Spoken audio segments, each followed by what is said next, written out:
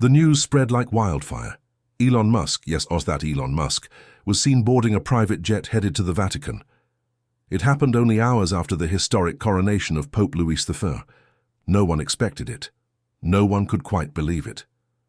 Yet there he was, the tech mogul, the space genius, the man who had sent rockets to Mars and electric cars around the globe, was now on his way to meet the newly crowned head of the Catholic Church.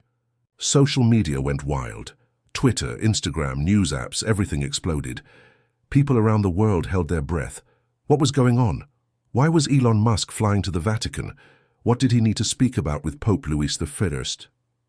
The questions piled up faster than anyone could answer. News anchors interrupted programs. Experts scrambled to make sense of it. And while cameras zoomed in on Vatican City, the world watched, captivated.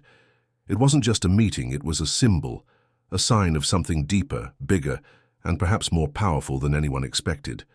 Because on one side, you had Elon Musk, the visionary, the rule-breaker, the billionaire engineer who dreams of interplanetary travel and AI dominance. On the other, Pope Louis XI, a man of deep faith, humility, and a voice for the poor and forgotten. Two figures who, on the surface, seemed like polar opposites. But beneath it all, both had one thing in common: a desire to change the world. The Vatican, normally peaceful and reserved, had transformed. Photographers stood shoulder to shoulder, security tightened, whispers echoed through the marble halls. This was no ordinary day, and when Musk finally arrived, stepping out in his signature black suit with a calm but curious expression, it was clear history was being made. Elon Musk has always been more than just a businessman. He's been a builder of dreams. From Tesla's electric cars to SpaceX rockets, from Starlink satellites to Neuralink brain tech, Musk has reimagined what the future could look like. His name has become almost mythic. But at the same time, his journey has never been without controversy. He has clashed with governments, challenged norms, and walked a fine line between brilliance and boldness. Yet here he was, choosing to meet with a man who represented something very different: faith, tradition, and spiritual guidance. Pope Louis I, formerly Cardinal Luis Antonio Tagle of the Philippines, had just been crowned days before. His coronation was joyful, emotional, and filled with hope.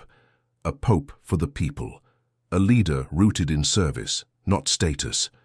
Known for his warmth, his deep compassion, and his ability to connect with the poor, Pope Louis I brought with him a breath of fresh air. He was not interested in power. He was interested in people. And from the very beginning of his papacy, he had made it clear this church would serve humanity, not just speak from above. So why would Pope Louis I invite Elon Musk? That was the question on everyone's lips. The Vatican gave no official reason.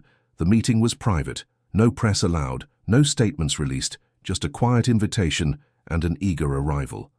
But the meaning behind this moment went far beyond words. It was a sign. A meeting between innovation and morality, science and faith, speed and reflection. As the two men met inside the apostolic palace, away from flashing cameras, speculation ran wild. Some believed they spoke about artificial intelligence. After all, Musk had warned the world about the dangers of AI for years, and Pope Louis XI had already voiced concerns about how fast technology was moving, especially when it left the poor and vulnerable behind. Others thought the conversation was about climate change. Musk's push for sustainable energy through Tesla had earned him global respect.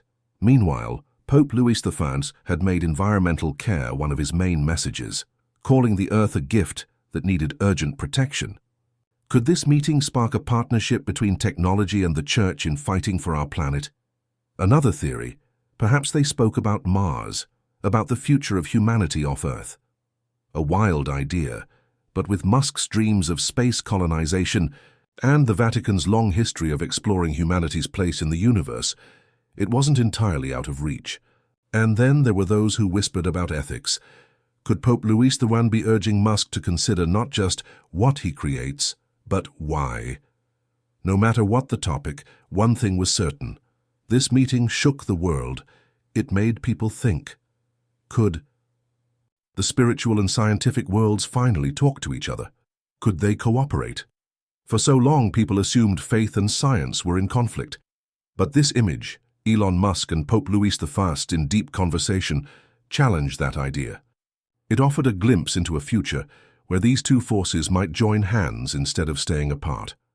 Outside the Vatican, reporters and citizens waited. Still no official word, but something had clearly shifted. When Musk finally emerged, he said little. Just a nod, a wave, and a short message on Twitter. An extraordinary conversation. The future needs both heart and mind. That was all. Yet that one sentence said everything. The world paused. What did he mean? What exactly had been discussed? And more importantly, what would come next? Some world leaders applauded the meeting. They said it showed maturity and courage, two powerful men reaching across the gap between them. Others were skeptical. They worried that tech giants might gain too much influence, that the Vatican was being drawn into risky waters. But even the critics couldn't deny the symbolism.